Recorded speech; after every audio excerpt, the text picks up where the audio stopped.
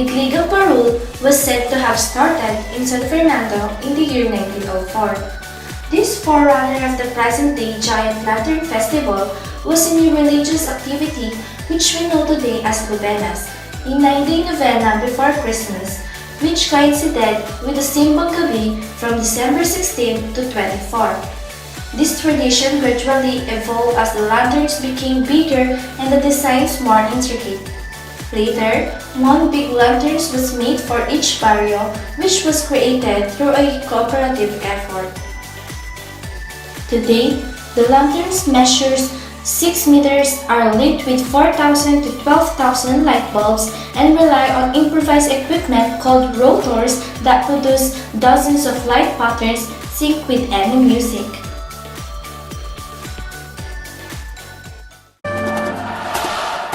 The Sinokwan Festival relives the Kapampangan spirit with a week-long calendar of cultural revivals capped by a grand street dance parade in the streets of San Fernando, with towns outdoing each other to the tune of Ating Kupusing Sing.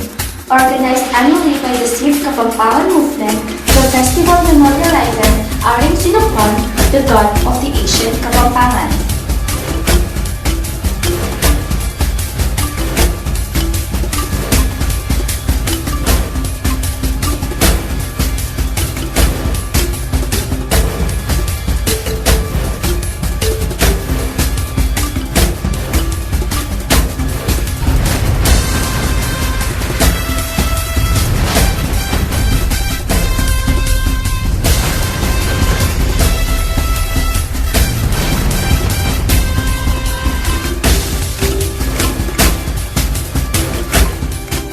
The San Pedro Cutud Lenten Rites is a Holy Week reenactment of Christ's Passion and Death, which takes place in Barangay San Pedro Cutud, City of San Fernando, Pampanga in the Philippines.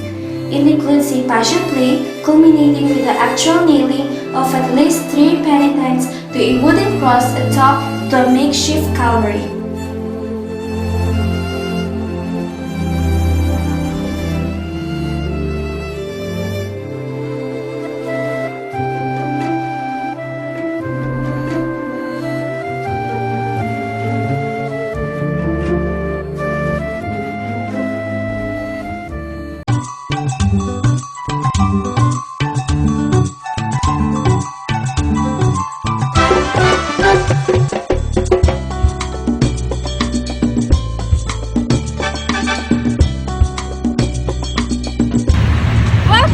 Metropolitan Cathedral of San Fernando. The seat of the Roman Catholic Archdiocese is located in the city, and it is the St. Ferdinand Metropolitan Cathedral, otherwise known as the Metropolitan Cathedral of San Fernando. It is a Metropolitan Archdiocese of the Roman Catholic Church in the Republic of the Philippines. The first structure of the church was built in 1755. It was constructed of wood and thatch by the Augustinian friars under the patronage of San Fernando III, King of Castile. The church was completed in 1808 and was rededicated to the Assumption of Our Lady. Welcome to the Konsunji House. The Konsunji House is a bahay na bato heritage house located in the city of San Fernando, Pampanga. Built in 1870 by the couple of Don and Acleto Hizon, Gobernador Silio of San Fernando, Pampanga from 1877 to 1879 and 1886 to 1887. This bahay na bato of Spanish colonial period was declared a heritage house by the National Historical Institute on January 27, 2003. Welcome to Tapahalera House. The Tapahalera House is a heritage house in the city of San Fernando. Built by the Tapahalera Oath by Don Ramon Lopez, the first floor of the house served as the office of Tapahalera. The property was owned by Simeon Ocampo. During the Japanese occupation, it was sequestered by the Japanese Imperial Army together with other residences in San Fernando and served as the headquarters of the King Tate site. Welcome to Konsunji House. The Konsunji House is a heritage house in the city of San Fernando. The house was the residence of Antonio E. Konsunji, the Gobernadorcillo of San Fernando in 1892. He was removed from office by the ruling Spanish government because of his attendance when Jose Rizal visited the town in June of that year. He became the President Municipal of San Fernando during the Philippine Revolution from 1898 to 1899. Welcome to Archdiocesan Chancery. The Archdiocesan Chancery is a heritage house in the city of San Fernando, Pampanga. It was the former residence of Luis Wenceslao Dizon and Felisa Hizon that was purchased by the Roman Catholic Archdiocese of San Fernando. It is now being used as the Archdiocesan Chancery. Welcome to LA Bake Shop, the home of the original cheese bread. LA Bake Shop is a homegrown pride of the city of San Fernando, Pampanga, famous for their baked goods. It started off as a simple bakery in 1985, situated in the heart of the San Fernando Public Market.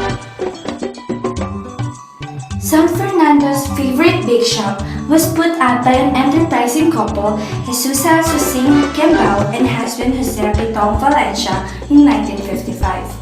The two named it after Susing's mother, Margarita Kembao, or Apong Carrillo, who had a reputation as a good cook, had managed San Fernando's most popular bakery during the post-liberation.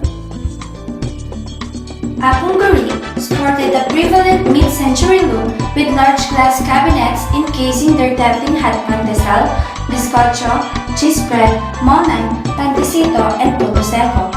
The name recently was changed to LBS Bake Shop, and time will let if the same affinity for the one and only Apong Carrillo will rub off on the newly named bake shop.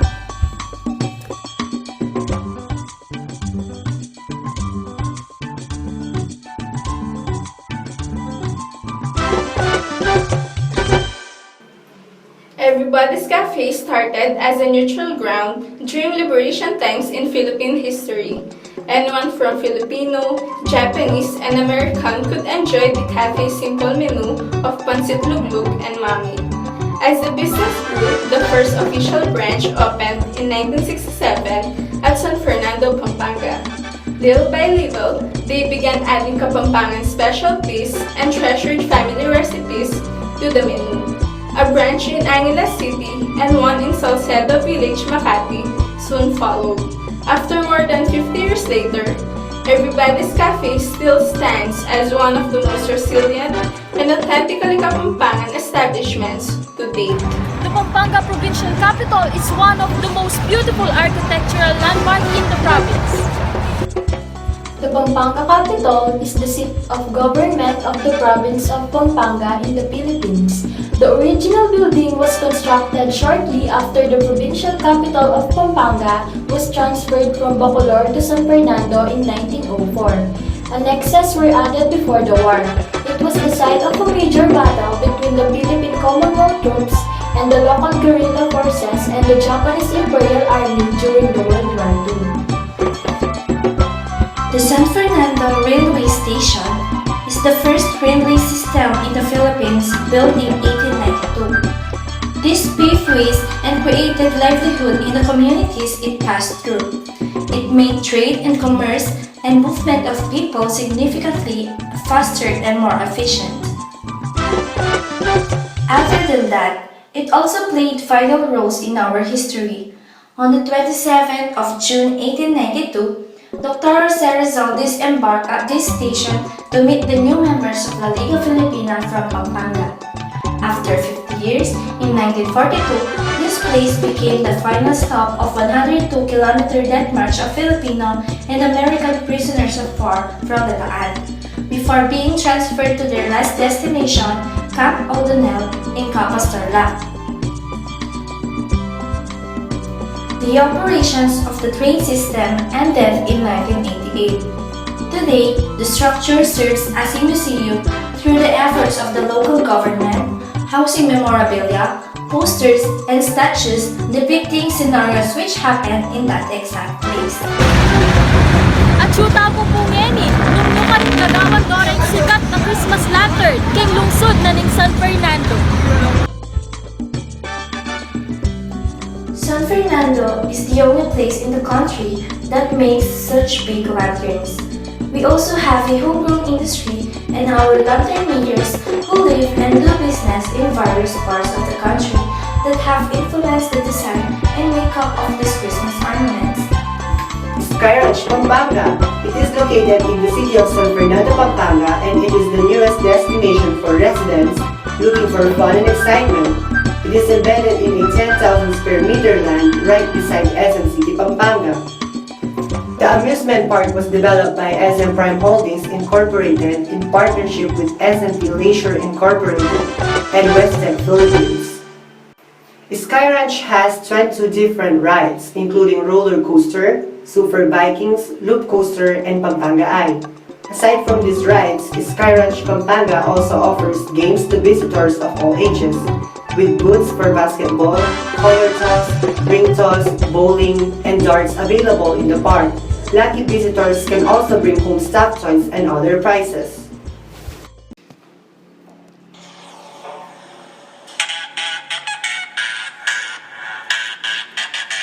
Oh, I just wanna take you anywhere to the light. We could go out any day, any night. Baby, I'll take you there, baby, I'll take you there, yeah. Oh, tell me, where do you want to go? We can get anything that you want. Maybe in Sky Ranch, LA, or in everybody's cafe. So beautiful, San Fernando, Liglig ang parol, yeah. So tell me guys if every time we go, you get this kind of rush. Baby say yeah, yeah, yeah, yeah, yeah, yeah. The Christmas capital of the Philippines. Baby say yeah, yeah, yeah, yeah, yeah. San Fernando. Oh baby, don't you know you got what I need? Looking so good from the food that we eat. Come over here, come over here, yeah. Oh, I just wanna show this to all of my friends. You can go here anytime that you want. Baby, let's travel now, baby, let's travel now, yeah. So beautiful, San Fernando, Liglig ang parol, yeah. So tell me guys if every time we the old house, train station,